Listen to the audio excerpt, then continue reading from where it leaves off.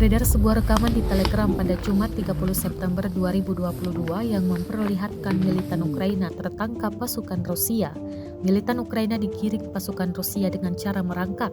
Satu di antara pasukan Ukraina tampak terluka berat setelah melakukan perlawanan dan berakhir ditembak pasukan Rusia. Dalam keterangan unggahan disebutkan, para militan Ukraina melakukan serangan ke arah Zaporozhye. Sisanya alias pasukan Ukraina yang selamat merangkak dan ditahan tentara Rusia, klaim Rusia. Konflik di antara negara bertetangga tersebut sampai saat ini terus berlanjut dan belum tampak akan segera berakhir.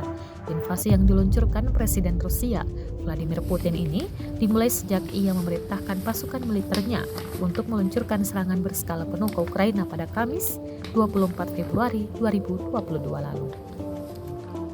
Terima kasih sudah nonton. Jangan lupa like, subscribe, dan share ya.